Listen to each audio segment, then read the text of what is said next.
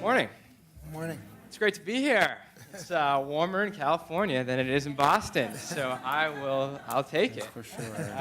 No, I really appreciate the opportunity to speak with you today about the work that we're doing in Boston. And I want to say from the get-go, I'm going to talk about one model that we've used to turn around schools in Boston and in Massachusetts. That may not be the right model for this region, and I'm not here to say do exactly what we've done, but I'm hoping that some of the work that we've done can inspire similar efforts or similar types of efforts here in California. So I want to start by talking about our story.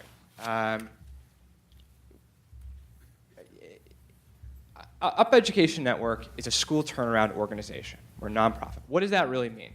That means that districts hire us to take over the full management of their lowest performing schools.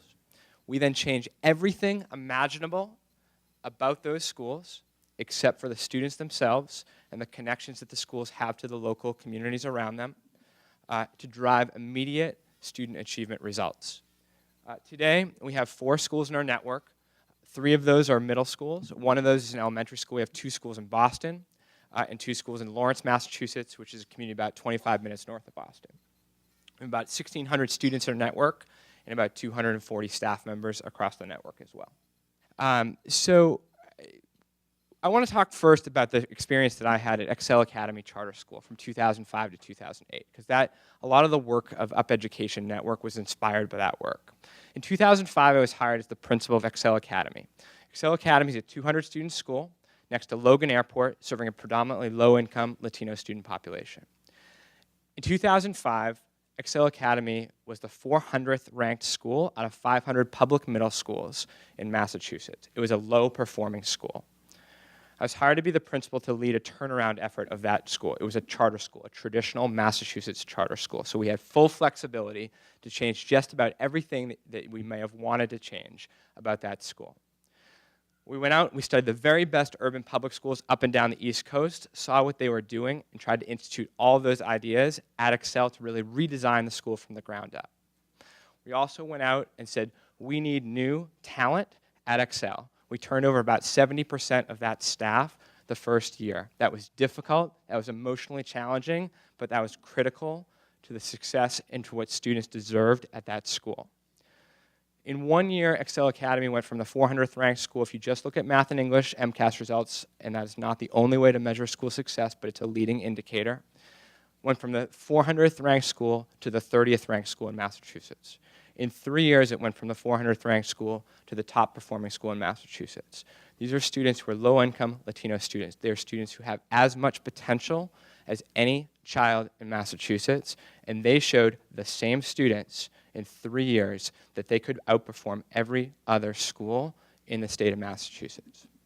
For me, to be part of that experience was one of the most inspirational experiences you could imagine. I saw in front of my eyes what is possible if students, even if they're in a struggling school today, what they can do if the school around them changes to enable their full potential. I knew it was possible.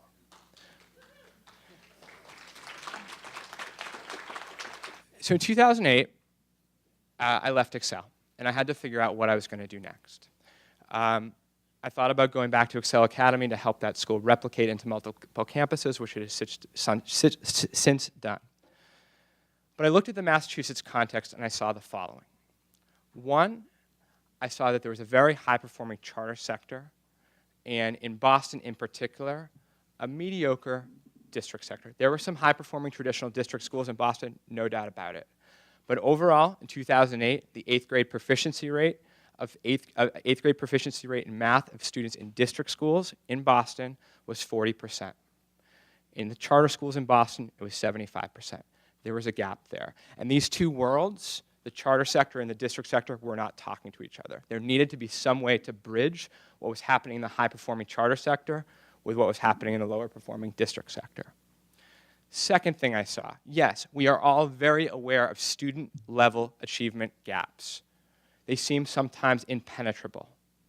But if you look at the data of student-level achievement gaps in a slightly different way, and you look at it at the school level, you see that the most failing schools in Boston, most failing schools in the state of Massachusetts, most failing schools in the country disproportionately contribute to those student-level achievement gaps. In Massachusetts, there are about 35 level 4 schools, the very worst schools in Massachusetts.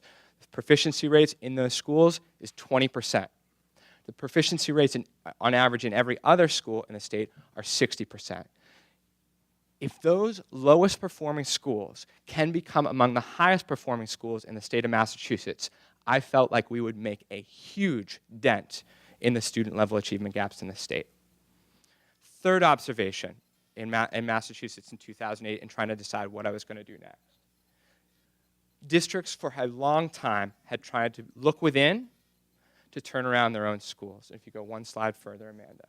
When we looked at the turnaround efforts led by districts in the two communities in which we now operate, Boston and Lawrence, this is what we saw.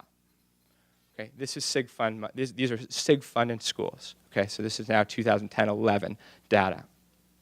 We saw incremental progress. But for me, that was not a surprise because in Massachusetts, a lot of the superintendents and a lot of the schools made incremental changes with that SIG money. Incrementally longer school day, incrementally changes in staffing, incrementally different curricula.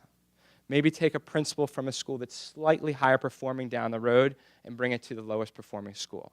So I was not surprised by the incremental progress that so-called turnaround schools were making in Massachusetts, and decided to start an organization to do something about those three conditions that I saw in Massachusetts in 2008. Okay, next slide. So the question was this: could the practices of the very highest performing charter schools in Boston be utilized to transform the lowest performing district schools, the failing district schools in Massachusetts, in a way that could absolutely let those students become high-performing students, which they had the potential to be? My answer, my bet, was yes, that was possible, but only if inside the school districts in which we were going to operate could we get charter-like conditions so that, in my opinion, so that those schools could succeed. Okay. So in 2008, did some strategic planning, got some support from a couple of local foundations to begin writing out the strategic plan for our organization. 2009, went to seek out a launch city. Where were we going to launch this organization? Wanted to be in Massachusetts, but at that point the politics were not right. The regulatory infrastructure to do the type of turnaround we imagined was not right. I talked to 23 different school districts across the country to try to figure out where was the best place to open a school restart organization. A lot changed with Race to the Top in Massachusetts. Entirely new set of laws were passed in early 2010. And about a week after those laws were passed, I got a call from Mayor Thomas Menino, since retired. He said, "Scott, I know about Excel. I know about Up Education Network. I want this to happen in the city of Boston," which was music to my ears as someone who grew up around Boston, to try to do this work locally and really create some fundamental change in the city. In 2011, we restarted our first school. It was the Gavin Middle School. I'm going to talk about this in just a moment in more detail. Became Up Academy Boston. And I'll talk more about technically what that change looked like from a technical standpoint towards the end of the presentation. And since then, from 2012 until today, we've been trying to expand and improve the network to get where we are today. Okay, restarting the Gavin. I want to go deep on what happened at the Gavin Middle School. So the Gavin Middle School was a traditional Boston public school. 500 students. More than 25% special education. More than 25% English language learners, both in Massachusetts, which are higher than the local district average. Okay. Student proficiency rates on our state test, the MCAS, about 25% in mathematics, about 30% in English language arts. Okay. So in October, we went to the school district and said, we don't care what school you give us, as long as it's a middle school, because we feel that that's where we have expertise. You tell us where we're needed. They chose the Gavin. We said, great, let's make it happen. That was October 2010. In the 9 months between October in 2010 and summer 2011, when we actually took over management of the school, we did 5 things. Yep, next one. First and most critically, we sat down with every family of the Gavin Middle School, most often in their homes. That was a lot of Saturday mornings. That was a lot of Tuesday nights. That was a lot of Wednesday nights. That was a lot of Thursday nights. That was a lot of Friday nights as well. But we felt like first thing that had to happen for this new organization to come in and restart this school, we had to hear directly from families about what they wanted in that school. And as it turned out, the messages that we started hearing were very similar to what our vision was going in for what that school could be. And through those conversations, there was a trust that was built. Families of the Gavin did not trust the Boston Public School system because the Boston Public School system was not delivering to them and to their children a high-quality school. So through those conversations, we engaged families in this turnaround process. It was critical. Second, recruitment and hiring. When we take on a turnaround school, we hire for all positions. We invite every staff member who's at the existing school to apply to be part of our program, to be part of our new restarted school if they want to be. Typically, we do not receive many applications, to be very transparent. At the Gavin, we received 6 out of 60. Why? Because the paradigm of what we were about to do, longer school day, longer school year, higher expectations, et cetera, et cetera, et cetera, was so different than what the status quo was. That's my hypothesis for why we did not get a lot of applicants. We hired, by the way, each year we hire about 50% of the applicants that we do get from the existing school. But suffice it to say, we had to go out to the open market to hire. We got 4,000 applicants from the rest of the country, and we found the very best 60 people to work and lead in that school. One of them is standing right behind me, by the way. Third, leadership training. During these 12 months before we restart a school, we have the 2 leaders of the school, the principal and the director of operations, train with us for 1 year to learn about the local community where we're operating the school if they're not from that community, to train, to get ready and design the school, which I'll talk about in a moment. 3, to learn what it really takes to turn around a low-performing school in a complex environment. And Amanda's going to talk about some of those attributes later in the presentation. Fourth, school design. I had led a small 200-student traditional charter school. This was a 500-student, highly complex school with very specialized student populations. So we had to hypothesize what we were going to take from the Excel Academy model and what we would keep and what we would change to make it work in a 500-student school. We did not get everything right. I'll tell you that directly. We probably kept about 70% of the Excel model. We probably changed about 30% of it.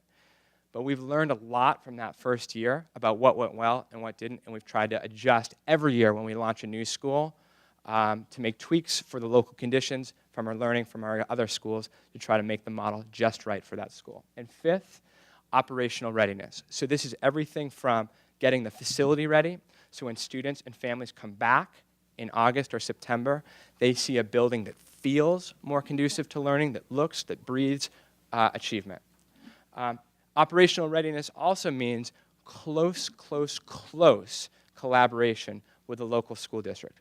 As I'll explain in a little bit, when we do a restart, our schools remain district schools. We do not pull our schools outside of the school district to do this work. All of our teachers, members of the Boston Teachers Union.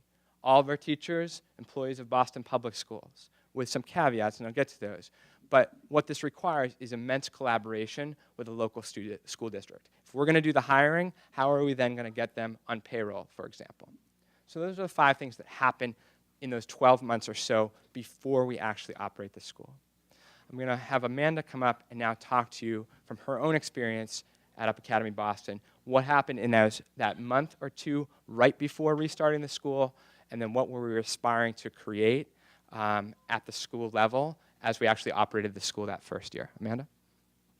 So, as Scott said, I was the founding principal at Up Academy Boston, and prior to that, I'd been the founding principal of a small independent charter school in the city of Boston, very similar to the charter school that Scott had mentioned.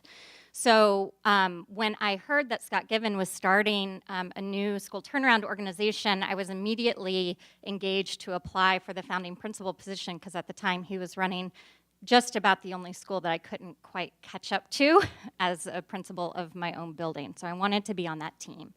And when we started the school, what we knew was that we had to take advantage of starting new. Same building, same kids, dramatically different everything else. And we set to work with the founding leaders of the school to create an incredibly aligned and clear vision for what every element of the school would look like. This is working now.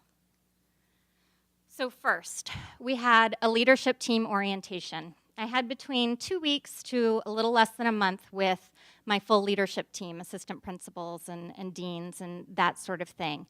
And the first thing that I did was I made sure that every single person on the leadership team knew exactly what our families needed our school to look like. I knew that if we were going to be successful, we had to get to absolute clarity about what instructional rigor looked like, about what school operations looked like, everything else. And this time was spent literally documenting hundreds and hundreds of pages of what the school was going to look like and drilling with each other until we knew for a fact that if any parent or any student came and asked us a question in isolation, that we would have not only the same answer, but the same rationale for why what we were doing was going to put their students on the path to college. Next, we welcomed our staff. We were blessed with having a month with our staff to not only upgrade the facility and make sure that the physical environment of the school was something that our students would take pride in, but also, again, norming. So we spent the time making sure that our teachers understood every element of what the school was going to look like, and we practiced. We also used this time to start building relationships between our teaching staff and our families. So again, we had dozens and dozens, probably hundreds of school visits, home visits with our families, making sure that they understood what was going to be happening at their school. Towards the end of the summer, right before the school year started, we had a round of family orientations. That outreach that Scott and I have discussed yielded over 90% of our families coming to our family orientation and learning from us and with us what the school was going to look like. I remember very vividly knowing the first day that Up Academy Boston opened, I knew the 5 students out of 500 who didn't have a uniform shirt, and we had them ready by the door so that even if they hadn't been able to come to orientation, that they would be welcomed and feel a part of our community. Lastly, we started the year with student orientation. This was vital. We took a week, a little bit more than a week. Very little academic content was taught. Instead, what we did was we set to work to engage our students and invest them in what this new school felt like. We talked about our school values. We talked about why the school was different, and we talked about why we were going to deliver on the promises that we were making to them when, honestly, a lot of people in their past had failed them. So we restarted the school, and across the network at UP, there is a very similar strategy that they use to achieve their mission in all of their schools. First is a dedication to seamless operating procedures. Once you have a vision for your school that's really clear, where everyone knows the role that they play to move forward student achievement, student joy, we have to remove all of the obstacles that could ever prevent teachers and students from doing their jobs. That means the copiers have to be working. It means that the facilities have to be clean. It means the buses have to run on time no matter what. Next, high expectations for all stakeholders. We don't hide the fact that at UP schools, everyone in the building is working exceptionally hard. Students are working hard, families are working hard, teachers are working hard. It's long days and long hours because we know that that's what it takes to get results for our students. Rigorous curriculum, instruction, and a fierce, fierce dedication to data. Effective schools set up their leaders in their schools so that they can focus on instruction and culture at every minute. At the beginning of our first year at Up Boston, our teachers had someone in their classroom daily, multiple times a day, giving feedback, pushing the rigor, okay? Our students, as Scott said, about 1 1/3 proficient in English and math. 1% of our students, when we started, 1% had been proficient in science. But instead of taking that data and say, you know, we just need remedial classes, we just need to go at a slower pace. Instead, we flipped that assumption and we said we're gonna hold the bar high, we're gonna have grade level standards for all of our students, and we're gonna provide supports that they need through intervention and tutoring to make sure that they're making the gains. A wide-ranging support network of supports. As I said, and as Scott mentioned, almost 1/3 of our students were on IEPs. Almost 1/3 of our students were classified as English language learners. We had a robust team of support staff. We had several special education teachers on staff, several ESL teachers on staff. We had 3 special day classes filled with students who had been diagnosed with more severe special needs. So we had to provide that staffing to ensure those students were getting the support. We also did an immense amount of work with all of our teachers on making inclusion work and teaching those teachers how to support all students. And lastly, the last part of the strategy, which is the most important, is creating an environment of enthusiasm and joy. Our students will never achieve at the highest levels unless they love coming to school. They have to love it from the minute they come in until the minute they leave. And we strived every day to make that happen. Every single day. So we had joy events, we had field trips, we had merits, we had super merits, we had every element of fun that we could possibly do to incentivize our students to meet these incredibly high expectations.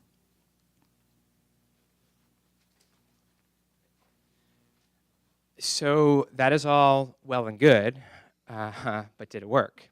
Is the big question. So the short answer is yes. It's worked really well. I'm a perfectionist by nature, and when I walk into any one of our schools, and Amanda knows this well, all I can see is the things that we need to be doing better yesterday. But the reality is we've created schools where students are really learning at a high rate. I've just put up the math data. So we've been now operating the school for 2 full years. We're in our 3rd year at Up Academy Boston. In those 2 years, both years, students at Up Academy Boston had the highest growth rate in mathematics back-to-back years. And Massachusetts has a pretty sophisticated measure, a regression analysis to really make sure that is legit data. And as you can see, in just 2 years, our students who were about 25% proficient in math have now exceeded the state average in mathematics proficiency rates in those 2 years. We've had also double-digit gains in English language arts at the school. Our gains have gone up about 20 percentage points in 2 years at that first school. Just want to also put up our results from Up Academy Leonard. We're in our 2nd school year there, so we only have 1 full year of results, but very significant growth at Up Academy Leonard as well. So in that first year, it had the 2nd highest growth rate in mathematics in the state, behind only our other school, Up Academy Boston. And as you can see, at that school, proficiency rates were below 25% before we got there, and in just 1 year, they now exceed the state average. And in English language arts, we had double-digit proficiency gains as well. So we are not done. We are not satisfied until we have among the very highest performing schools in the state, and I believe wholeheartedly that we can do that, and that our students can do that, and that our families can make that happen as well. But we have a long way to go. But we've started the transformation towards excellence. So now I want to talk about, so what does it take? What are the conditions that are really required to make this happen? So I promised you I would talk a little more technically about what has actually happened in both in Boston and in Lawrence, and it's different. So in Boston, what has happened is technically the Gavin Middle School closed and then immediately reopened, like the next day, as what's called in Massachusetts an in-district charter school. Has its own governing board at the school level that in turn has contracted with the Up Education Network to manage and support the school. It is a Boston public school, though, as I said before. In Lawrence, the school is not a charter school. Our schools there are not charter schools. They have remained traditional neighborhood district schools, and we have a management contract directly with Lawrence Public Schools. In Lawrence, if you move into the neighborhood around one of our schools, you come to our school, no matter what time in the year it is. And because Lawrence is a community with a lot of immigrants, we get students all throughout the year, every single year. But the reality is, even though there are different vehicles for school turnaround in both of those districts, the conditions we have are the same. And at our organization, we are very ruthless about what those conditions need to be because we think they're so critical to the success. So when we go to a district to talk about working there, we have about a list of about 30 flexibilities or autonomies that we feel we need to have for success, and they fall into these 4 categories: talent, program, time, and budget. So let me just give you examples in each of those categories. So for talent, we have flexibility from the traditional district HR practices. So we have 100% hiring flexibility when we restart a school. I know that perhaps in the local context here, getting to 100% hiring flexibility is not possible. But I would also say that I believe that the vast majority of what we are doing could also be possible even if we weren't at 100% staffing autonomy. We have 100% staffing structure flexibility. We also have flexibility from collective bargaining agreements via a thin contract. The Boston Public Schools collective bargaining contract is 300 pages long. The collective bargaining contract at our school level with Boston Teacher Union members is 1.5 pages. And that allows us to create school site working conditions. Our workday is 9 hours a day. Teachers, as Amanda said, come back on August 1st.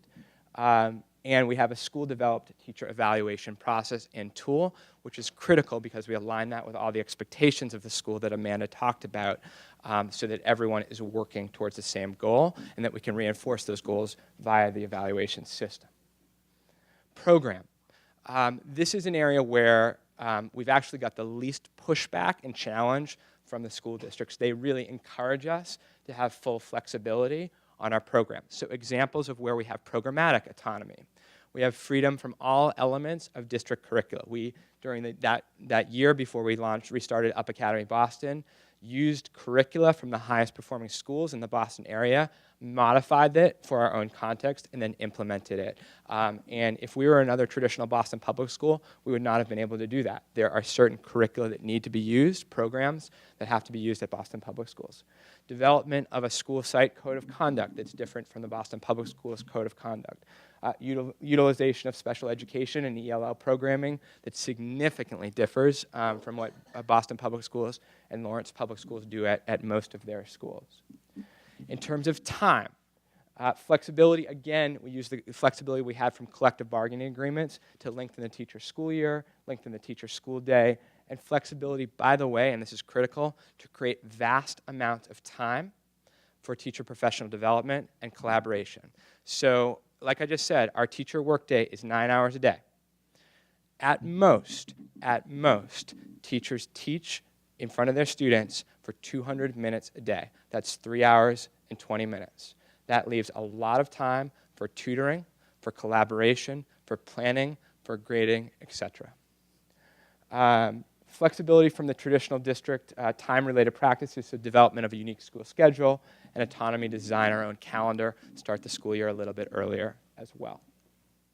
Budget, no restrictions on our use of dollars once we release those dollars from the local school district. Entitlement funds, in our case, flow directly to our school. They don't flow through the school district. And then we do receive, in some cases, dollars in lieu of services from the school district. So, for example, we do not use Boston Public Schools IT services. We do our own IT. So we get dollars from the district so that we can hire our own IT folks to make that happen at the school level. With all of that said, I will say this. Autonomy on paper is different than autonomy in practice. That MOU that we have with Boston Public Schools, oh, does it look so good.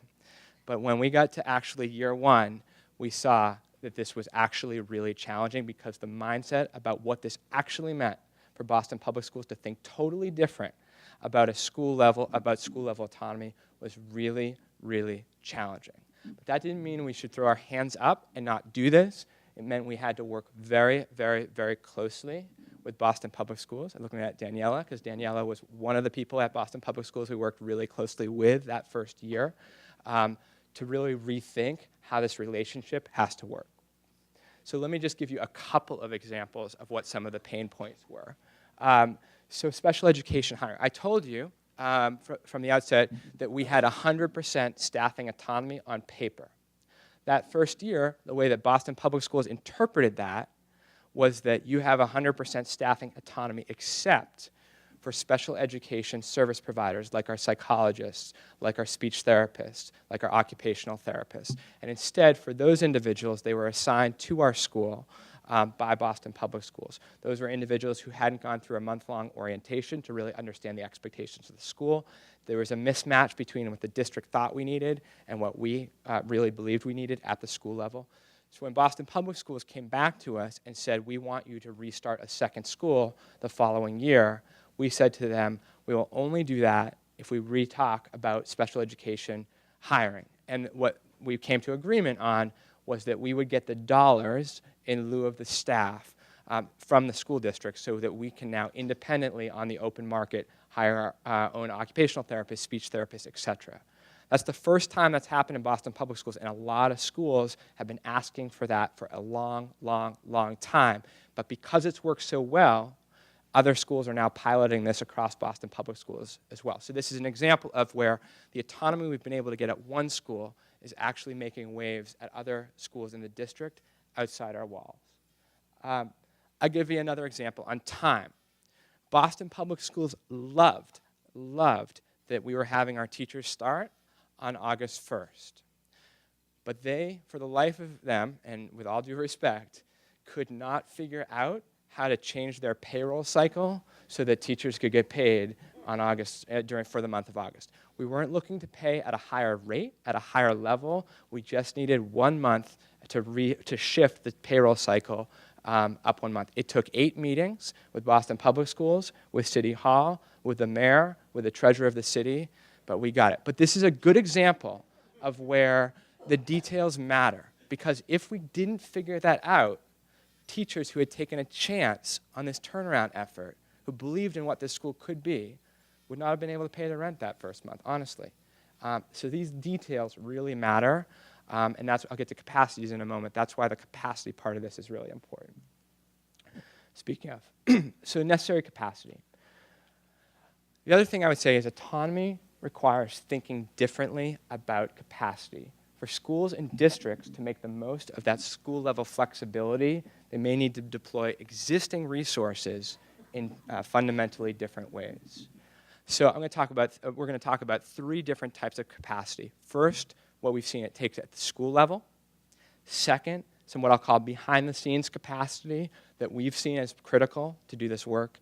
And I'll end our presentation to talk about what, from my perspective, the district capacity has had to be in Boston and Lawrence. So I'm going to let Amanda talk about what she sees as the critical capacities at the school level. So at the school level, what we knew was that to make the turnaround at Boston successful, we had to invest in our leadership team. We had a very large leadership team. We had individuals who were in charge of instruction, school culture, operations, and student support. And over time, the plan at the school is to remove some of those roles, but they were vital given our context and just given the needs of our individual site. And also, as Scott said, a lot of that first year was spent, a ton of Scott's time and a lot of my time was spent just fighting to protect our autonomies. So I knew at the school level that I had to have a leadership team that was in place that could really lead the instructional and cultural side of the organization while Scott and I were doing that other work.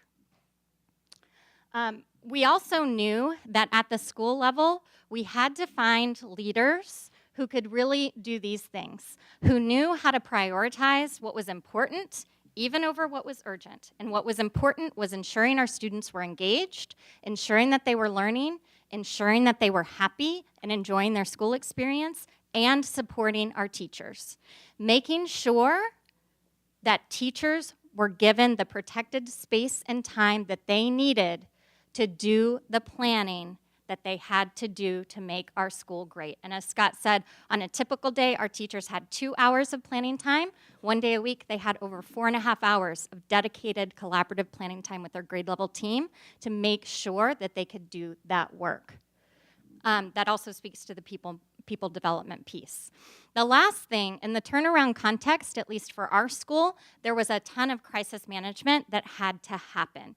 We were trying to show students and families that our school was going to be safe and supportive and where it was going to be a place that kids were free to learn. And to do that very quickly, we had to convince students that when dangers arose, they had to come and tell us, which took a lot of work.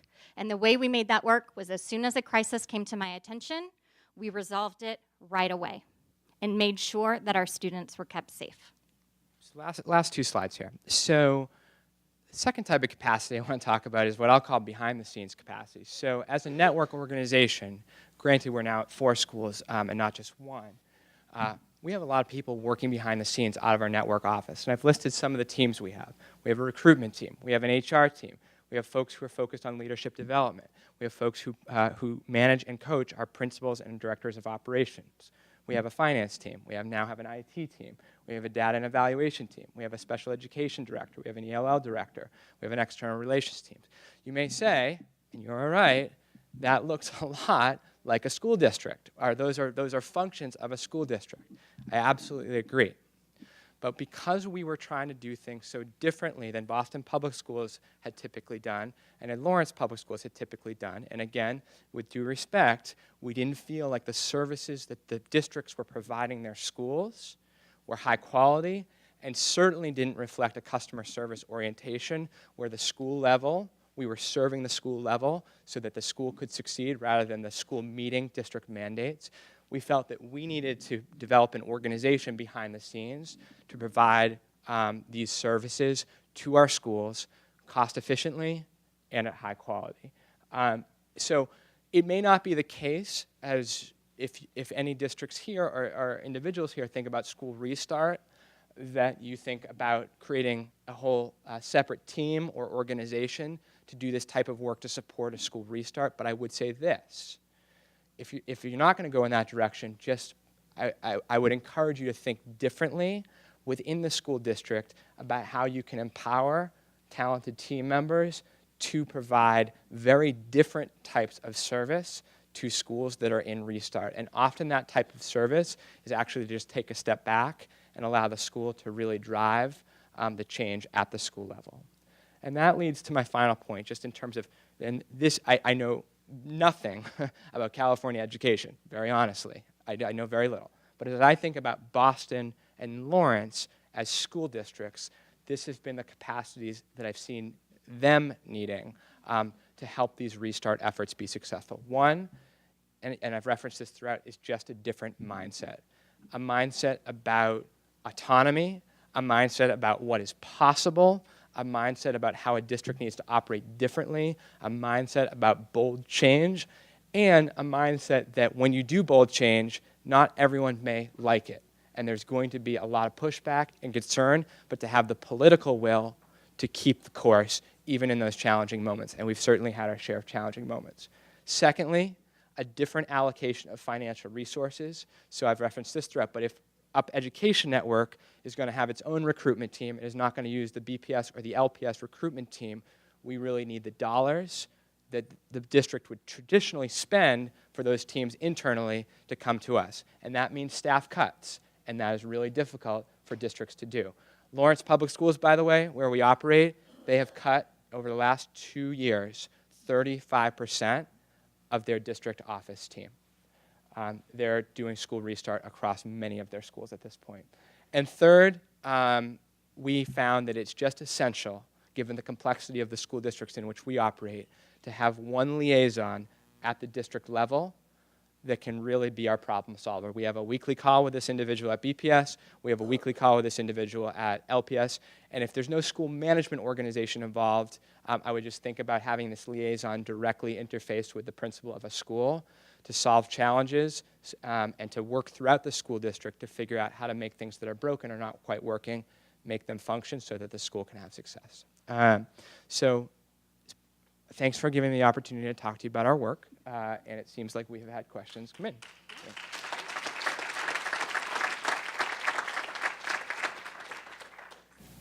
How did you get 4,000 teacher applications? Good question. We actually got 8,000 this past year. So we have a very good, talented recruitment team. So our head of recruitment used to be the head of recruitment for Uncommon Schools, which many of you know is the very high-performing charter management organization based in New York City. And our team relentlessly gets the word out there about the work that we're doing, both within our communities. So we have one of our team members focus just on finding talent within Lawrence, Massachusetts. We have another team member just on finding talent within Boston Public Schools in Boston, Massachusetts. But we also have team members who are traveling the country to talk up our work. And I think the second part of this is that people, teachers, educators are really intrigued by this space between charter sector and the district sector. There's something there. And I think we get a lot of applications from charter school teachers who want to be part of a school district. But we also get a lot of applications from BPS or other district teachers who want to stay in the district but want to be part of something that's highly successful. So my guess is you're wondering, like, well, how are you hiring all these people? Where are the dollars coming from? So I want to address that. When we restart a school, we invest the year before we operate the school, we invest $1 million in the restart. A lot of that money is privately raised. About a quarter of that money comes from the school district, either Boston or Lawrence. That said, once we begin operating the school, and I know our funding situation is different than California, of course, but with that said, once we begin operating the school, our schools are public dollar funded, period. We take some of those public dollars and reroute them to our office to help support the school, but we are not raising philanthropy to support the transformation of our schools once they're up and running. Here's a question about, did many of the existing families leave when the new school came in? And many people say that charters thrive because they choose their parents. Would your experience working with existing families belie this? Yeah. So one of the reasons that I wanted to start this organization, in addition to the three I already named, is because I wanted to prove to the naysayers that the reason, at least in Boston, that charter schools were successful was not simply because there was selection bias and not simply because parents were choosing those schools. So what are we doing? We're taking a model, talking to families about it, and then bringing it to a community. These are families certainly who haven't actively chosen our school. I want to separate between Boston and Lawrence. In Lawrence, Massachusetts, like I said, neighborhood district school, everyone who's in our neighborhood goes to our school by definition. That means 100% of the students who would have otherwise gone to our school are there, so we've lost 0 families. We do lose families who move out of the city of Lawrence or move to another part of the city. But I mean, our attrition rates have been essentially 0 at that school. In Boston, as an in-district charter, students who are at the existing school have in that first year, when we do the restart, have the first priority to come back to the school. One of the reasons we work so hard to visit every family is to talk to families and convince them that this is a great decision for them to make to stay at the school as the restarted school. At Up Academy Boston, we had 81% of families return, which may sound low, but was significantly higher than the 5-year average for a retention average, which was 67%. This happened to be one of the highest mobility schools in the district just because of where it was located. And at Up Academy Dorchester, our other Boston school, we had about 90% of families return, which again was significantly higher than a historical average there. So we have seen a lot of families returning. And I do think there is, if we can have continued success, I do think there is something powerful to this because these are not families who have signed up for a lottery to come to our school. Regarding teacher recruitment and hiring, you said that current teachers could reapply. If they're not rehired, where do they go? And how does this affect other district schools? Very good question. So we look at this data closely because for one reason I get this question a lot. I would separate. So take the Gavin. There were 60 adults there. We hired very few of them. So I would separate those 60 individuals, many of whom, by the way, are good teachers, just were in a very dysfunctional school, into 3 categories. And it was roughly a third, a third, and a third. A third of those teachers did not have tenure. So they were not guaranteed a job anywhere in the school district. So if they wanted to stay in Boston Public Schools, they had to reapply, and it was up to Boston Public Schools to determine whether to hire them or not. About a third of the teachers did have tenure, but decided for whatever reasons to leave the district altogether. So retirement, moved to another district to teach there. I don't know the exact reasons they left, but that was about a third. And then the final third is where the challenge is: teachers who wanted to stay in the Boston Public School system and were guaranteed a job, but were not going to work at the Gavin. So those teachers were reassigned to a different school. My optimistic hope is that a lot of those teachers were good teachers and a lot of their potential was unleashed when they were in a higher performing school, but my reality says that that's a policy challenge that has to be confronted. And just one more I just saw. When is UP coming to San Jose? So it is warm. It is very warm. But not too warm. But not too warm. Just right. We have made a commitment. And we've got some checks, actually, that we're about to present to you. That's great. I like it. We've made a commitment, frankly, to stay in Massachusetts for the medium term, just because we feel like the system change that we can hopefully spark by doing this work at scale locally might really be meaningful. So I think if it's a big if, this work is very hard, very hard. I always feel like the work we're doing is so fragile, and some of the successes we're having are so fragile. But if we are able to continue to have success, I think inevitably we will expand, hopefully, or work with other organizations across the country that want to do something quite similar. So, Great. yeah. Thanks again. Thank you, Scott.